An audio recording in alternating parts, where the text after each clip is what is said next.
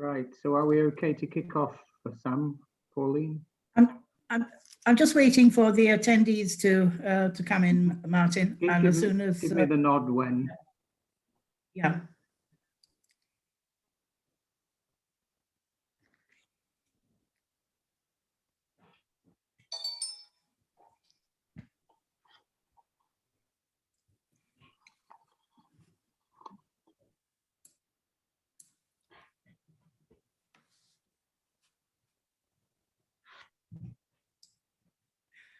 Right, well, I'll just start, Martin. Good afternoon and welcome to a series of webinars hosted by the Hull and Humber Chamber of Commerce in partnership with the British Serbian Chamber of Commerce. The topic of our first webinar is the race to zero. I'm Pauline Wade, the Hull and Humber Chamber of Commerce's International Trade Director. Our panel of specialists from industry from the Humber and Serbia will share experiences and discuss the UK's decarbonisation journey and how they might share with Serbia. We're delighted to welcome Martin Vickers MP, the UK's government trade envoy to the Western Balkans, and our host for today. We also welcome our chamber colleagues from Serbia. Please use the Q&A in your browser to ask questions. Questions can be submitted while live to each speaker. If your questions are not tabled during the webinar, we will respond by email later. Please note the webinar is being recorded. So let us start. So over to you, Martin. Thank you. Well, thank you, Pauline, and good afternoon, everyone. And as Pauline has mentioned, I'm the Member of Parliament who is also the Prime Minister's trade envoy to the Western Balkans. But my Humber connections are, of course, that I'm the Member of Parliament for Cleethorpes, which incorporates Immingham, Killingham and much of the Humber Bank industry. My role as an envoy is to encourage and support the growth of business links and partnerships between the UK and the region to ensure that the UK is seen as a trade and investment partner of choice for the Western Balkans.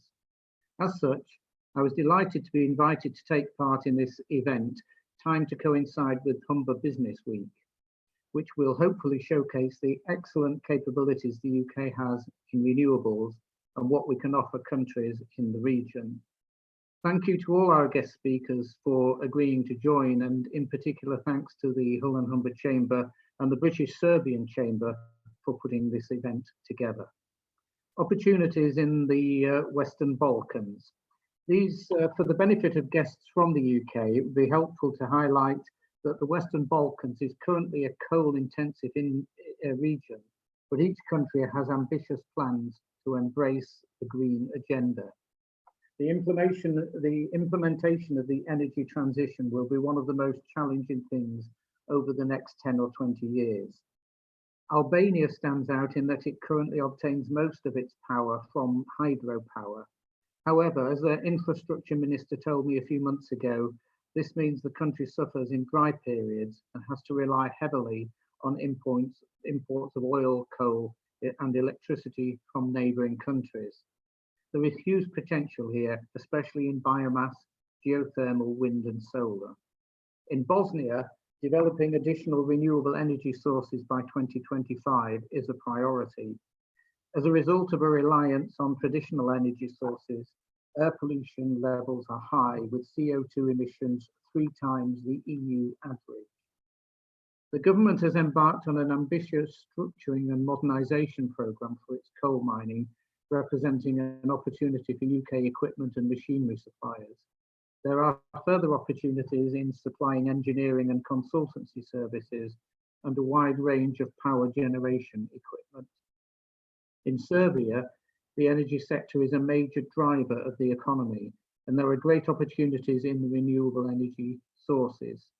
At the moment, renewable energy supply in the country is limited to hydropower plants, providing electricity and non-commercial use of biomass and geothermal energy.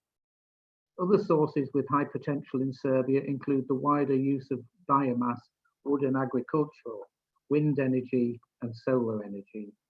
I won't go into details in each of the 6 countries, but it should also be noted that each of the Western Balkans countries aspire for EU membership, and so are in the process of gradual harmonisation with EU laws.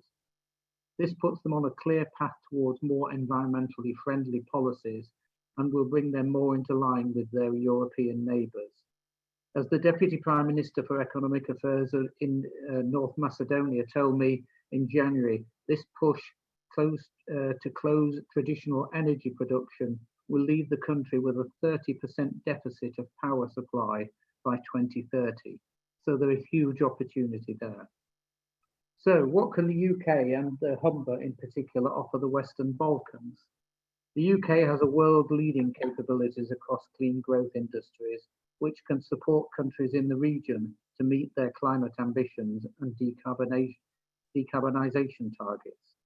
This includes key sectors such as offshore wind, smart energy systems, sustainable construction, precision agriculture, green finance, and electric vehicle manufacture. The Humber in particular has positioned itself as a world leader in offshore wind and in carbon capture and storage technology. With a significant project currently in development, which I'm sure our guest speakers from Phillips 66 and Drax will want to discuss in greater detail. The strength of the UK comes from its offer across the full life cycle of the clean transition. For example, with energy decarbonisation, the UK is well equipped to support and partner with various markets by establishing a supportive environment through appropriate regulation and policy to clean energy infrastructure, smart energy systems, new energy production, and a strong decommissioning offer at the end of the life cycle. I want also to take the opportunity to highlight the work of UK Export Finance, UKEF. It is one of the best tools at the disposal of UK companies of any size, ensuring financial support for project development, with renewables being one of their key interests.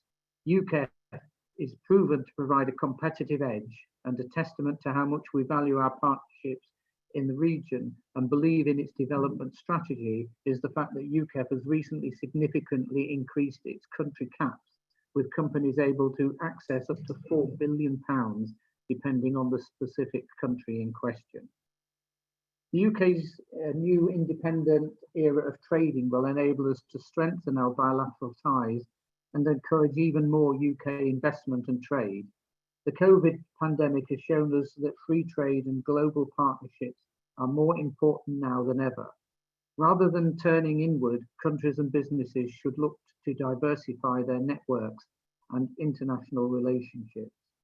It's extremely positive that the UK has signed trade continuity agreements with Albania, Kosovo, North Macedonia and Serbia, and we are confident of securing future agreements with Bosnia-Herzegovina and Montenegro in due course. The UK is known as a reliable partner on the international stage.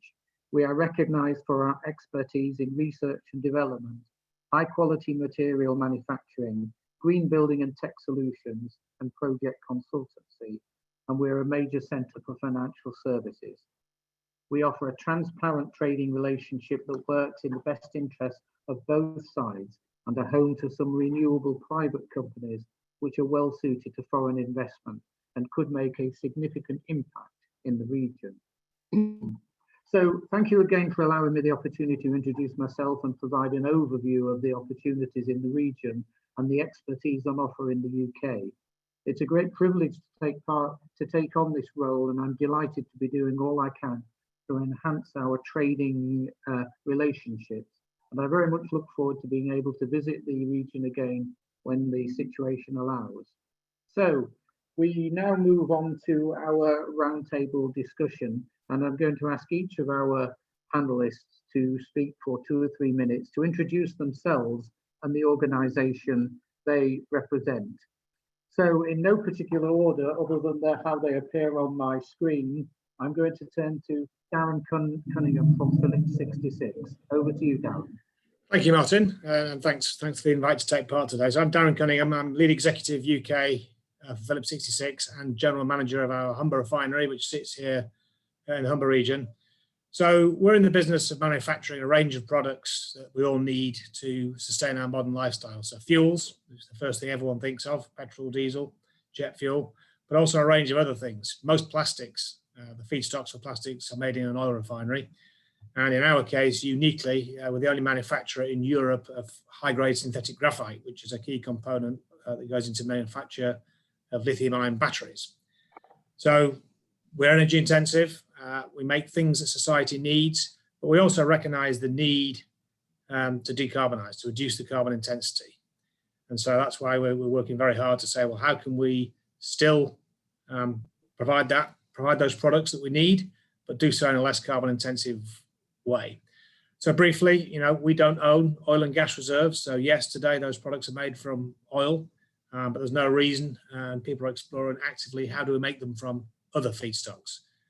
So waste oils, we already process used cooking oil. We're looking at other waste streams, non-recyclable plastics, effectively to reduce the carbon content of the fuels that we make. We also recognize that carbon capture is a key part of how you reduce the carbon intensity while still producing these products. So we're part of the sort of projects that Martin mentioned earlier. So Humber Zero is a consortium of Vitol, who operate a combined cycle power plant next door to the refinery and provide steam and power for us. And ourselves are part of Humber Zero.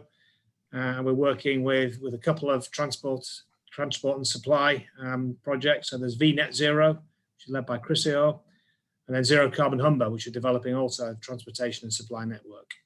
The Humber region is the largest CO2 emitting cluster in the country and is a logical place to start to look at decarbonisation. I'm sure other speakers will speak more later, but we also sit very close to some ideal storage locations for the CO2, the Endurance Aquifer and the depleted gas fields in the southern North Sea. We're also active in the Gigastack project, which is a project with Ørsted and ITM Power to look at producing green hydrogen, which we would use in the refinery to refuel heaters to again reduce CO2 emissions. So I think I'll stop there because there are a number of speakers and we've each been asked to keep it to a brief couple of minutes.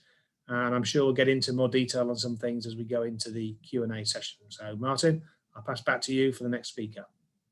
Excellent. Thanks very much, Darren. And just a reminder, as Darren mentioned there and Pauline did earlier, that if you're prompted to any questions, please put them in the Q&A box, and hopefully they'll be picked up by either me or Pauline, and we will ensure that if we can't deal with the questions immediately, we will certainly do so online later. So without further ado, I'm going now to Richard Gwilliam from Drax. Richard. Martin, thank you very much. It's great to follow on from Darren, actually, because I think a lot of the sentiment that he set out there on carbon capture and storage is equally true to our business. So I work for Drax Power. We own and operate the largest power station in the UK. The plant is in the western part of the Humber cluster. It was originally built and commissioned in the late 70s and early 80s, and at the time was the largest coal-fired power station that we had on the UK network. Since the sort of turn of the century, I guess, we've been gradually converting away from coal so that we now generate 4 of the 6 generation units we have at the plant using sustainably sourced biomass. And that transition from coal to biomass at Drax has allowed the UK's electricity grid to decarbonise quicker than any other electricity grid in Europe. So it's a sort of, real, landmark for change and for climate change right here in the Humber. But our ambitions don't stop at that conversion. And in 2019, we began a process of piloting carbon capture and storage at the power station. So we were capturing in real term carbon dioxide that came from the generation of electricity with biomass. Now that's only been done to date at pilot scale, but when we did it, it was the first time anywhere in the world that carbon dioxide had been extracted from 100% biomass flue stream.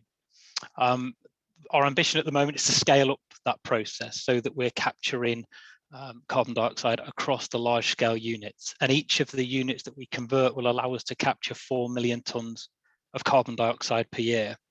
The immediate objective is to convert 2 units, so clearly that would give us 8 million tonnes CO2 captured per year. And because generating electricity with biomass is carbon neutral at the point of combustion, capturing that carbon dioxide and storing it creates a carbon negative process. So through the work at Drax, we can create a carbon negative footprint for the Humber estuary.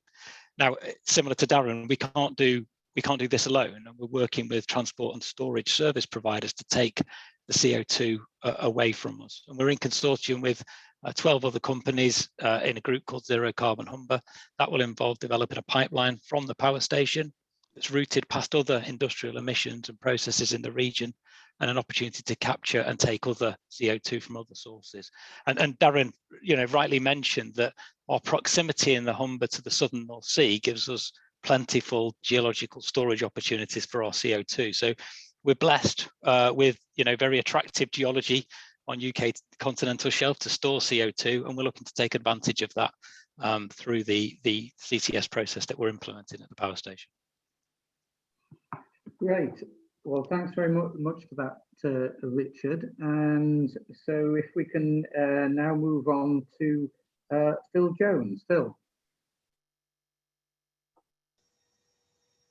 Thanks, Martin. Thank you, everyone.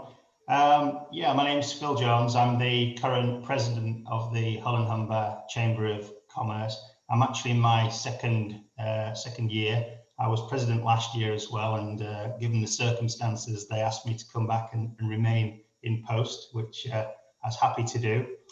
My day job is I run a property business based in Goole. We did have offices in Hull and Beverley until last year, and we sold those to a larger competitor. So I'm very much focused here in Goole now, and property is largely my background. And it's interesting looking at some of the impacts in terms of the climate change agenda, which have ran through our sector in terms of energy efficiency and the requirement for improved energy efficiency within both commercial and residential properties. And we've seen massive changes since 2007 when the energy efficiency reports were introduced. So I'm interested in that. I'm very much interested in the wider climate change agenda, the carbon capture initiative that's going on, the fact that the Humber region is so much the kind of epicenter really in terms of what's happening in the UK. Very much a heavy carbon producer, we're all aware of that, with some major heavy industry here, but with a real appetite to address this and to deal with it and to collectively get together and sort it out. Recently turned my attention to small and medium-sized enterprises in terms of the green agenda, and to see how they respond in terms of the extent to which they're engaged. And I've been studying a report that was done by Hull University, which quite fascinating actually. They polled 5,500, just over 5,500 companies, all within the SME sector, by email, and then went back and prompted those companies to respond where they hadn't. And in the end, they managed to acquire a total of 141 responses. So out of 5,500, it's not that many. I think the SME sector is an area where we really need to start looking at that more carefully as well, where the carbon agenda is concerned, where energy usage and energy consumption and the extent to which we're getting on board with this. The sort of reasons given, and these were reasons given by those that responded, was lack of resource in terms of cash and time, and also many didn't see the relevance to them. So in terms of small businesses, we really need to look at that, because over 40% of people in the UK are actually employed within SMEs. So that's an area that I've sort of started to dig more into, and I'll talk more as we get into open discussion about that, because I think there's some really useful things that can be learned from it. I'll stop there, and I won't go any further because there's more people that need to speak. But thank you for letting me get involved in this discussion. It's really useful. Thanks very much, Phil. That's very interesting. And now we move to David Landsman. David, would you like to introduce yourself? Martin, thank you very much. Good afternoon to you, and good afternoon to everybody. I'm David Landsman. I'm the chairman of the British Serbian Chamber of Commerce. I have been now for, I think it's about a year and a half, but I've been involved with Serbia on and off since the late 1990s. Martin, thank you for the introduction. And it's really great to have you as the Prime Minister's envoy for the Western Balkans, and I think your appointment in itself shows that there's never been a better time for British companies to be looking at Serbia and looking at the whole of the Western Balkans region. And of course, where I sit, there's no better way of getting to the rest of the Western Balkans region than via Serbia. I think that's right. If you don't believe me and if you don't believe Martin, I'm sure you always believe Martin on everything, but if you don't believe me and you don't believe Martin, just look at the German and the Austrian and the Italian and the Japanese and the Chinese companies who you'll see around Serbia and around the region. There are plenty of opportunities there. It's a region that is growing. It's had its problems in the past, but it's past those and it's looking to grow. There's plenty of funding from all sources, from the European Union, from the International Development Banks, from all sorts, to grow the infrastructure, green infrastructure, all kinds of infrastructure. Martin mentioned UK export finance, that's just one, but that's obviously one very important one for British companies. And all that I'm seeing from the Chamber of Commerce is that there's a growing number of British companies interested in Serbia and interested in the region.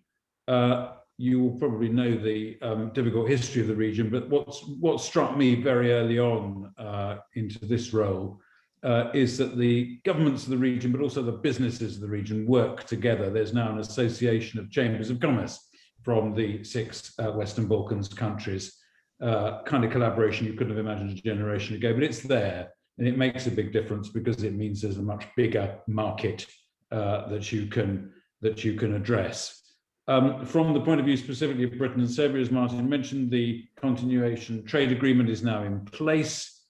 Serbia is in a good position. It has trade deals with the EU, with Russia and its neighbours, and with Turkey. So it's a very good base now. We've got the CTA in place for British companies to establish themselves. We're hearing from British companies who want to set up in Serbia as a base for all sorts of exports around the region and beyond. I'm delighted the chamber, my chamber, the British Serbian Chamber of Commerce, is involved in this event.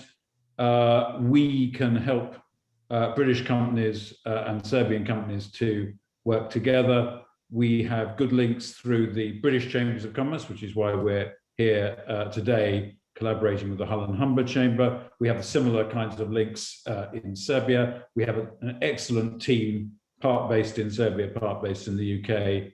So if there is anyone who is just having half a question mark about is it easy, is it doable, is it possible to work in the region, we're here to help with that, to answer those questions, smooth over any bumps.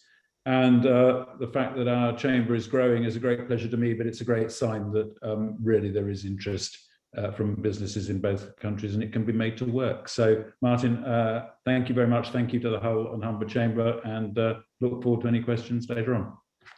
Splendid, thanks very much, David. So now we move on to our 2 representatives from Bechtel. So I go to Stefano first. Over to you, Stefano. Good afternoon, all. Thank you for having us on this webinar.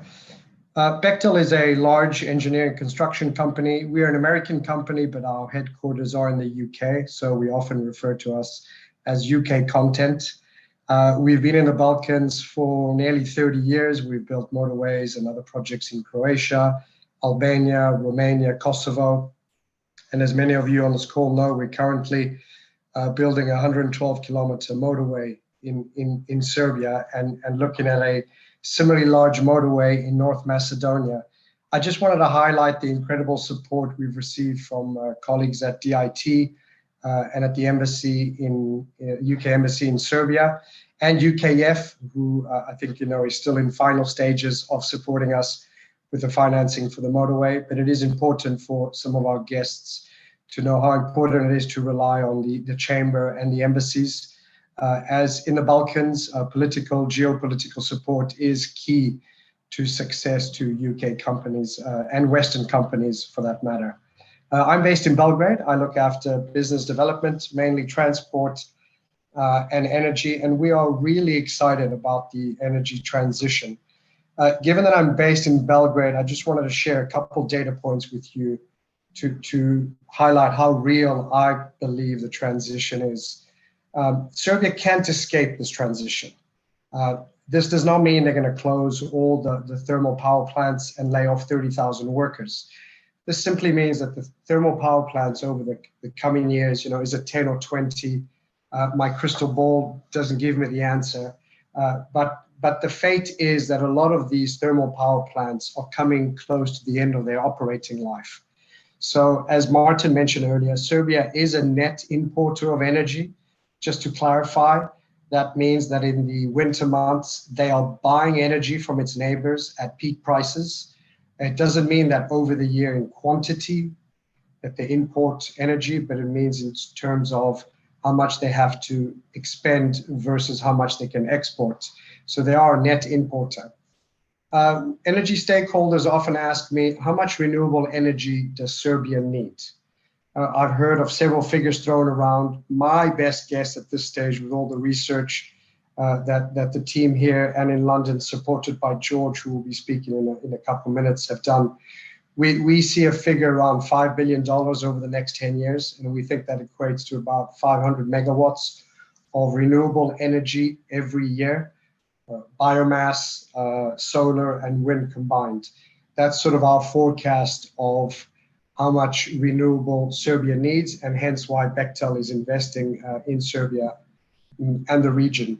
Three other very key data points to highlight why the transition is real. A couple of weeks ago, the Serbian Minister of Mining and Energy adopted a new framework. A lot of compliments from the energy community.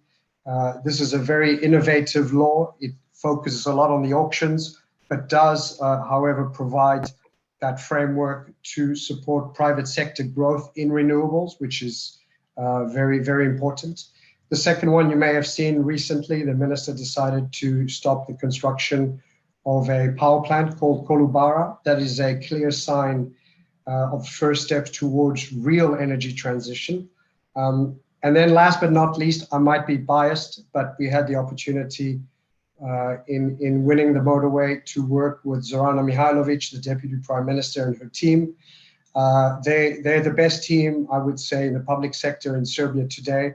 They're dynamic, they're forward-leaning, and I truly believe that President Vučić put Zorana Mihajlović in this position to ensure that Serbia takes the bull by the horns for this energy transition that, as I said earlier, is an absolute must for Serbia.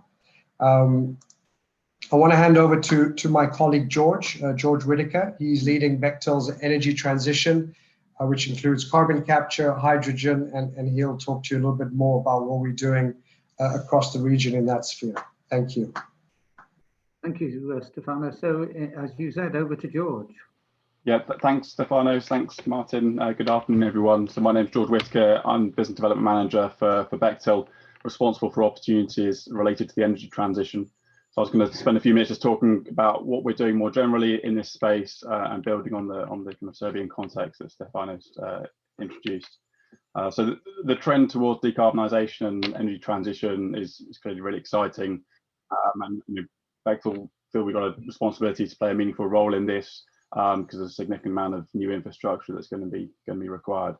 So the types of projects that we're working on today that form part of the energy transition as renewable power generation, both solar and wind, implementation of the carbon capture technology we've spoken about. That's both for industrial emitters and power generation, and we're working on new build facilities that have designed in from the outset, as well as retrofitting this carbon capture capability to existing facilities. The captures, you need somewhere to put the carbon dioxide, so that could be storage subsurface. For some countries, that's going to be export to another country where storage can be provided, so that requires pipeline storage, export infrastructure. Next, obviously, hydrogen. There's a lot of talk about hydrogen, and there's investment going on in terms of production of hydrogen, either from solar or renewable power, or from natural gas, and using that as an alternative fuel source. And lastly, production of greener fuels, such as biofuels, fuels from waste, fuels derived from hydrogen that's been produced from renewable power. So a wide range of projects there. In all of these areas, Bechtel's undertaking and will undertake early stage engineering work to scope out and define potential projects, and then take it forward through construction and operation. If there's specific technology required, we typically select the most appropriate technology so that we can then provide a one-stop solution for the project and for the customer. So we've got work underway in all these areas today, primarily in the US and the UK. The UK is really leading the way. The kind of government support and subsidy program that's being put in place, which is driving the investment in this area, is leading the way in the world from our perspective, which is fantastic. And so it's no coincidence that our kind of centre of excellence for carbon capture is in our offices in the UK. We're excited about the number of opportunities coming up in the Humber region, including some of the investments at Drax and Phillips 66. Actually last week we announced we teamed up with Drax to identify opportunities to construct new bioenergy combined with carbon capture and storage facilities in the UK and other locations around the world. So I'm looking forward to today's discussion to explore, how we can leverage the types of work we're doing globally and in the UK for projects in green energy and decarbonisation in Serbia. So Martin, back to you to lead the discussion. Excellent, thank you very much, George, and all of the panelists. We've got a number of questions beginning to come through. The first one is connected with carbon storage, so perhaps it might be one for Richard, but it's from Eugene Bryce. He says, is the carbon storage pipeline real or fantasy? Has anything practical been done, such as planning permission, route connections agreements, etc.? I'm sure that's one that a number would perhaps comment. Richard, do you want to come in first? Martin, absolutely. That is a absolutely valid question, I think, from Eugene. So I'm someone that's been working on CCS in the Humber since 2010. I led the team, I was at National Grid previously, and I led the team that sought development consent for a pipeline that would have gone through the East Riding. So from Drax Power Station to the endurance store that both Darren and I mentioned earlier. That scheme didn't get consent because the Chancellor at the time pulled the plug on carbon capture and storage projects. I think, there was a huge amount of policy support for it, but the political will and momentum behind the scheme basically wasn't there, and the time for investing in CCS technology wasn't right. But we've been able to use a lot of that prerequisite information. We've been able to draw upon pipeline studies, routing options, environmental appraisals, and significantly the work that's been on the store location to help develop the initiative that we have in front of us today. It is incumbent upon the pipeline operator, that will be National Grid, to seek consent for the routes and to do route identification studies. And I can't really comment on their behalf, but I am party to seeing programs that show that work is starting to get underway. The development trajectory for Drax in particular is to have an operational scheme by 2027. We are on plan and on target to do that, and the work that's been done on the transport solution does support that sort of timescale and trajectory. So, things will develop at a pace over the next few years. We're on target to deliver. Our planning permissions and route connections in place? No, they're part of the development process. Very good, thanks very much, Richard. Darren, you wanted to come in. Yeah, I think that it is a good question, and if you like, the brief answer is, well, they will have to become real if society is serious about achieving net zero. The government's serious about it. It's the law. Now, laws can be changed, but right now it's the law. And, decarbonisation is something that everyone's in favour of. And then you ask the question, who pays for it? And is a pipeline going to run across my back garden? And they're difficult questions that I think society has to grapple with. So, Richard, myself, others, we're looking at what does it take to decarbonise our operations? How can we help achieve net zero? But there is no doubt to do that, part of the solution is going to involve pretty massive scale infrastructure, which means pipes, compressors, etc. And so, I think it's a fair, getting planning permission for anything is not easy. There are, one of the projects we're involved with, VNet Zero, there are existing pipeline routes between the refinery here and the Thedlethorpe terminal, which is pretty much gone, but it's still there. And those pipelines there, there's an existing gas pipeline, so the routes are there. So maybe that makes it somewhat easier. But zero carbon Humber is also really important and is going to be needed, and that's got to run from Drax along the bank of the Humber, across the Humber, and out to sea. So there are good questions, but I think the answer is they're going to have to be there, and the government has a role to play in helping facilitate that, because the infrastructure is needed to achieve the end.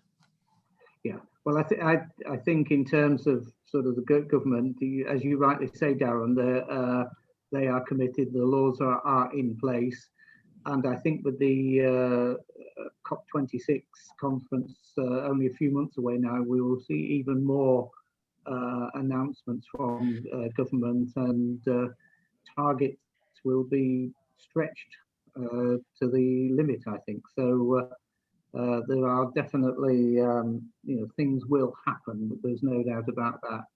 So moving on, perhaps I can go to David on this one. Basically, we've got a question from Michael O'Sullivan, who is asking about what considerations be given to enhanced trading relationships by introducing electronic exchange of documents, customs declarations, etc., and basically eliminating paper and reducing admin costs. Has anything been happening, David, on your side to help in that respect?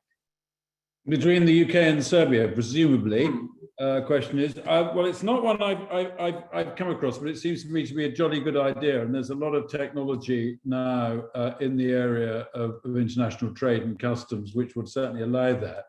What occurs to me is that Serbia is quite advanced in the area of GovTech, government technology, and digital government, and so I imagine will be quite open to the potential. The UK, of course, is advanced and advancing in this area too. Now that both countries are outside the EU, you don't directly need to ask about where the EU fits into this, though in fact, of course, as we know, a lot of UK produce goods go via the EU or include EU components and so on. So there often is an EU dimension to that. But if there is potential, then I'd have thought the UK and Serbia would be in a strong position to exploit it. If there are specific questions, I'm sure the Chamber will be happy to pursue them. It's a bigger issue, of course, than just the UK and Serbia. Indeed, yeah. But absolutely, I think it's always well worth pursuing, and there's a good green reason for doing it as well. Indeed. I mean, have either of our Bechtel representatives who are currently dealing with all these issues and so on, have you found that there is a move towards more electronic exchanges and so on? Did George or Stefano want to come in at all? George, I'll give it a quick go. What I've seen on the ground. Sorry, I had some logistics issues. Family came home, so I had to mobilize to a different room. Correct. Serbia has sort of embraced the digital era, mainly led by Prime Minister Barnovic. We haven't noticed anything different with regard to how we manage projects across the developed world. I'm not saying Serbia is not developed, apologies, but we definitely see a much bigger focus on technology in sharing of information in Serbia than maybe we did in our previous projects in Kosovo and Albania. So there is a quite big difference between sort of the public sector usage of technology to manage infrastructure projects. Great, thanks very much. Moving on, we've now got a question from Drago Indi. I won't attempt the pronunciations, but basically he was saying, can the UK facilitate the development of the WB6 carbon credit markets? I don't know if anyone can come in on that. David, are you able to? Well, that's a really interesting about that question, Drago. Thank you. I knew you'd ask something demanding. Others may have much more specific information. And the question that strikes me is that Serbia and the countries in the region, as you mentioned, Martin, are aiming to join the European Union. Ultimately, they will want to be part of the European Union scheme. in a number of areas, the countries in the region are working together now with a view to, if you like, integrating among themselves so that they're in a strong position to integrate into the European Union, as well as enjoying the benefits of regional integration in the meantime. The question would clearly be, what's the governance for a regional scheme and who is going to take responsibility for it? Now, someone may be able to tell us that that already exists, but if it doesn't, that would be needed first. Serbia, given its size and prominence in the region, will be in a good position to, in principle, to start such a thing. And it's, again, something where I'm showing some ignorance, but it's certainly showing enthusiasm to explore. And we can explore that one as well in Belgrade with the Serbian ministry. Excellent, thank you. And Drago also says, which Serbian institutions are responsible for the COP26 mission? That's one again for you, David. I don't know if you're able to. I'm being invited to display my ignorance. I'm sure others on the panel can give a more precise answer, but Serbia is fully committed to COP26. Its environment ministry is fully engaged. There may be a separate organization as well, but it's very straightforward to get to the Serbian government and to pursue it. And they have they've already shown considerable engagement, both in terms of the politics of it, but also in terms of the practical programs that we've been talking about today. So again, we are a good postbox for these things. We will pass them in the right direction. Excellent, thanks very much. Let's have a look. Richard Robinson has come in. Is the plan to store the CO2 in the long term in the North Sea, or to convert it into liquid or solid forms? If not, how replicable is this approach to other countries with similar geology? Perhaps, Richard, is that one for you? I can have a go, but as a disclaimer, in the same way that Stefan has had logistical issues, I've got the same, but mine is a dog with four legs who's decided to bark. So apologies if that interrupts my answer.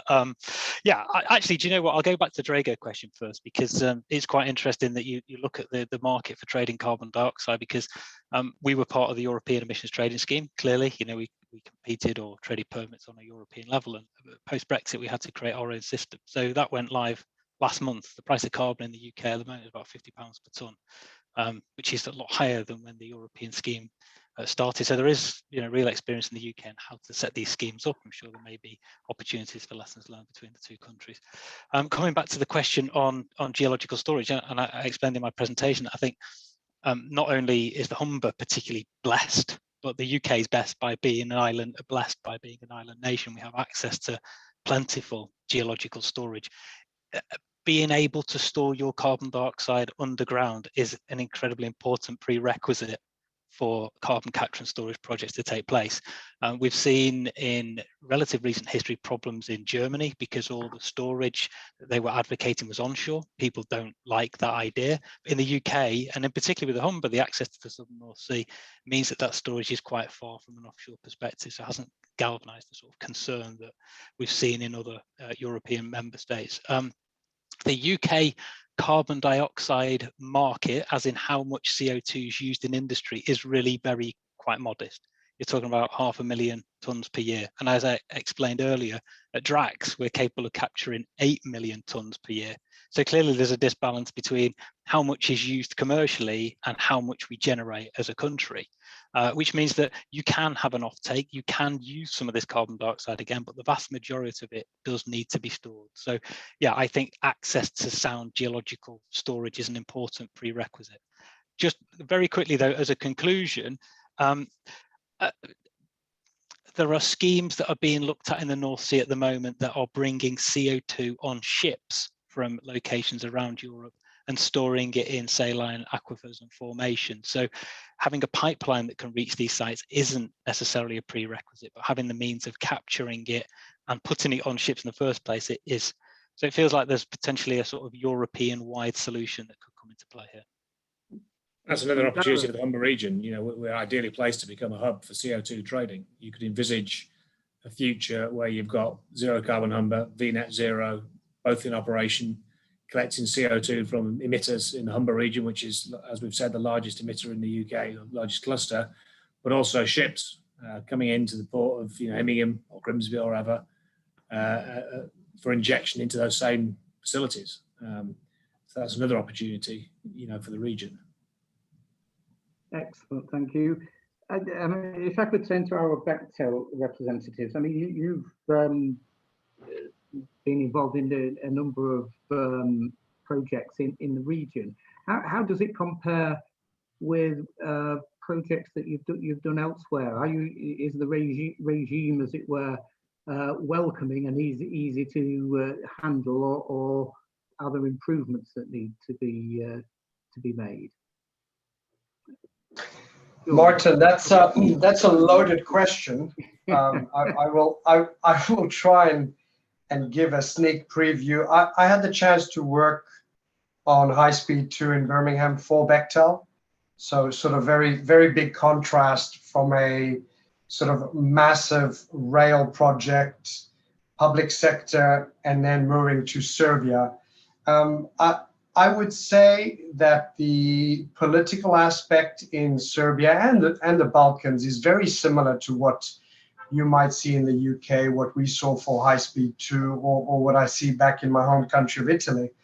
I think, though, that a lot more decisions are politically driven, where maybe there isn't as much data to back it up as maybe we would expect in Western Europe.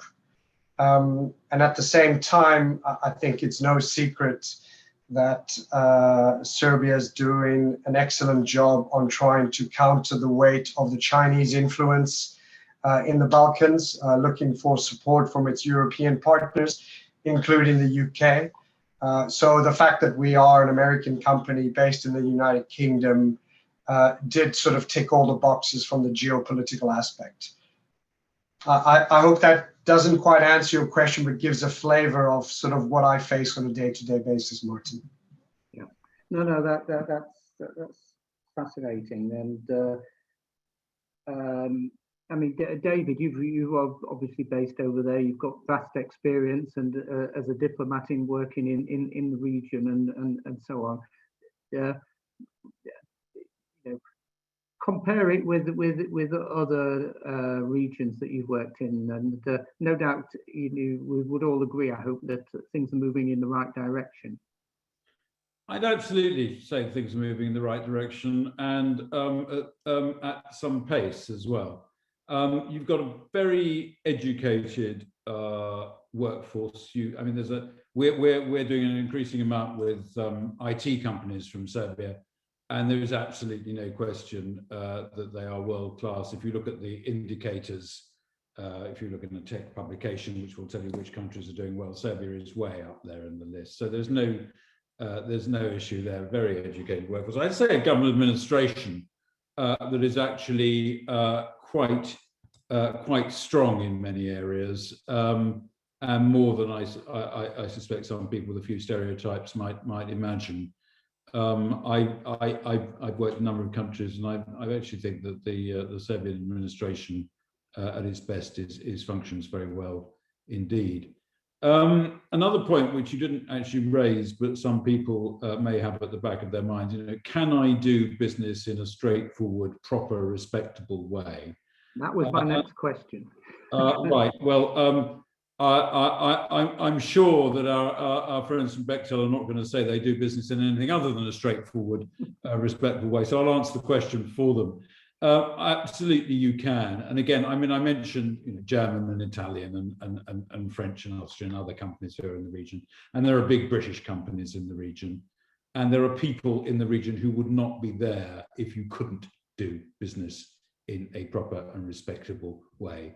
And what I would say is that it is perfectly possible for a company with the good corporate governance standards of a large British or British-based corporate to operate effectively, profitably, successfully, but also properly.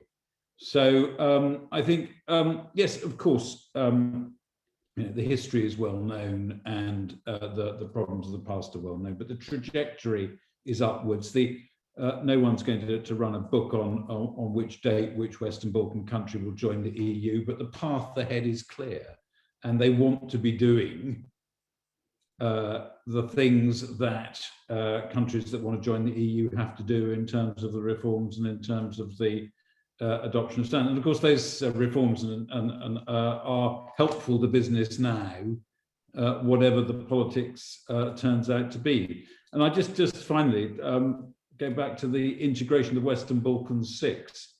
The idea would have seemed barking a few years ago. Now it's very serious, and not just governments and talk, but business is very much on that track too. So I say there are plenty of other people doing it, so it is perfectly possible to work successfully in Serbia and in the region. And you'd extend that to small and medium companies, medium SMEs that are perhaps looking to the export market for the first time, would you? Yeah, I would. I mean, obviously, if it's the first time you've been anywhere, you're going to have some things to think about anyway. But the difference between trading with the EU and trading in the Western Balkans is now much less for British companies for obvious reasons. So that means it should absolutely be open. You need help and advice. My personal experience, if you're a small company and you're trying to trade abroad, you need help and advice. But there is help and advice from the Chamber, from UK, from the Department of International Trade, from the embassies, and so on. It can be done. So I think we should look at it. Look at who else is doing it, and see you won't be the first. Excellent, Stefano. May I add, for those who are looking to seek opportunities in the region, Serbia's GDP is sort of larger than all combined Balkan countries together. So Belgrade is the place to be. But more importantly, a lot of sort of British companies think, you know, I'll send a representative down every 6 weeks to have a chat, and then we'll just get some work. It doesn't work like that. It took us 3 years to sign a contract, albeit a large contract, but you need someone on the ground, you need a local partner that you can trust. And it is a difficult market to get in, but once you're in the sort of in the box, you sort of provide the collaboration and the service that they expect, and you will get more work. But you need someone on the ground that you can trust. Thanks very much. We're coming towards the end of our time. We've got about 7 or 8 minutes left. I wondered if perhaps we could sort of go around and perhaps start with you, Darren, again. What sort of closing comments do you have, and what words of encouragement can you give to others who want to look into this sort of aspect of trade with the Balkans? I think, you know, wherever you've got great change, you have great opportunity. And there is no doubt that we've talked a lot today about decarbonisation, the energy transition, and there's a lot of opportunity, there's a lot of change. I think wherever, like I say, where you've got change, you've got opportunity. And I think it's embrace it, don't bury your head in the sand, it's important. And none of us quite knows how it's all going to work, who's going to pay for it all. But it's an interesting journey. That was the one question that I haven't as yet taken from the Q&A box, which Eugene Bryce says, when is the money coming?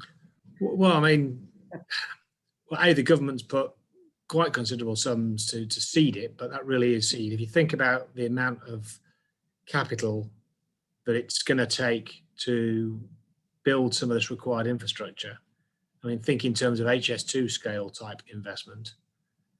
And ultimately, you know, governments don't actually have any money. It's taxpayers have money. So I think it's a fair question. Is society, everyone, like I say, everyone wants to decarbonize, just the same as everyone wants to solve poverty and world hunger. When you get down to how do you do it and who pays for it, you know, that's the difficult question. Also, allied to that, your countries are going at different paces. I mean, the UK, I think, is leading in many, many ways, which is good. But also, we've got to do that whilst continuing to make sure the UK is an investable place for multinational businesses like ours who have a choice where to invest our money. So I haven't got answers to all those questions. If I did, I'd be making an awful lot of money consulting on it, but I'm not. But I think those will develop over time. I think we're at the beginning of the journey. As Richard said, he's been working on it for, I think Richard and I met a while ago, and he told me he'd been working on it for years. I think this time it feels like it has some momentum. It feels like the time is right. And, you know, we'll figure it out. We'll figure it out. Thanks, Darren. Richard, do you want to come in on the tail of that? Yeah, 2010 was when I first put my carbon capture storage boots on, Darren. So you're right, it has been a long time. I think, you know, looking at this broadly, we don't have a choice as a country, as a planet, really. This is sort of, you know, I think the dawning reality that this is a major problem that we have to address, and we have to address it collectively. I guess we're fortunate that frameworks, financial frameworks, is the UK for how net zero delivered. And I think, you know, if you can sort of amazing parting bit of legislation, wasn't it? I think we all recall the reluctance potentially. Oh, you've all, yeah. I had a power cut earlier, which is ironic for a power station developer, but you all froze again, which made me think you'd gone offline, but you're still there. I thought the Chancellor at the time, Philip Hammond, was reluctant, or appeared to be reluctant, to sign an empty check for net zero, because there was a recognition this is going to be hugely expensive. But as I said, you know, looking at CCS, for example, government aren't saying, you know, here's £1 billion, go make it happen. They're saying, here's the framework that will allow private companies to make an investment around. And that's what we've been asking for. And those things are starting to materialize. You know, there is an affordability envelope that comes with all of this, but I don't think we have any choice as a country but to embrace it. And frankly, you know, we are in a great position to be global leaders on climate change. So, you know, I think that will stand us in good stead for the next 50 years. Excellent, thanks, Richard. George and Stefano, anything to conclude with from Bechtel? Maybe I'll start, Martin. So I guess just to say, obviously, the UK is you know, be very much leading the way here. I think that represents an opportunity for UK businesses getting involved in this first wave of carbon capture and decarbonisation investments that are coming in the UK, and then being positioned to be able to export the goods and services for projects that will follow in other countries.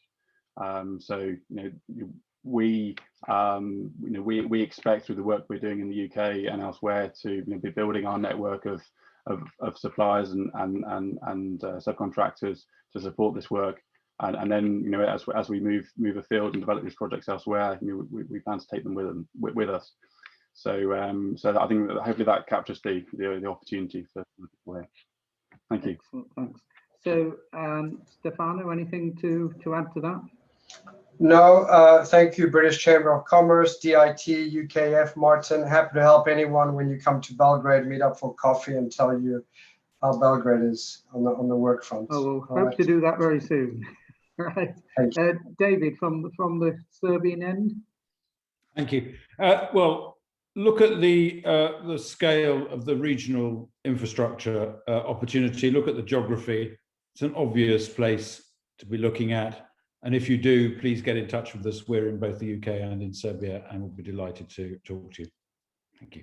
And Phil, as president of the Hull and Humber Chamber, hopefully this has been beneficial to some of your members. It really has. I mean, we've had a series of conversations with different people involved in them. This has been excellent today, listening to the comments and the things that have been said around this table. So no, really good. I mean, it just shows how far we've come actually in many ways. And I think when you start to look at the level of investment that potentially is in carbon capture and the way forward with that, and the way we can share information across nations and some of the ideas that have been floated today, I think, yeah, absolutely. I think we should be happy that we're making good progress. Actually, is how I feel. The more I learn, the more I understand about what's going on with this agenda. So thank you to everyone.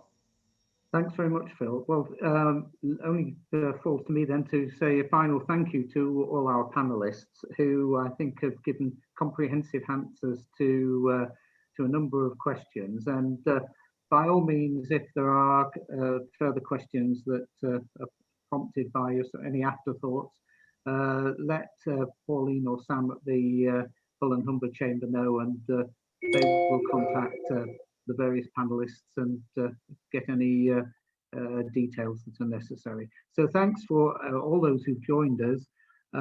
Pauline, are you coming in at the end, or are you leaving it to me just to say goodbye and thank you? Pauline. Leaving it to you, Martin, and thank you to everyone. Right. Well, thanks very much, as I say, to all the panelists, to all who've joined us, to all at the Chamber who've helped put it together, and as for David at the Serbian end of the Serbian-British Chamber, and to Max in my office and Julie from DIT for their contributions. Thanks very much, everyone, and good afternoon. Thanks and goodbye. Thanks, Martin. Thanks, everyone. Thank you.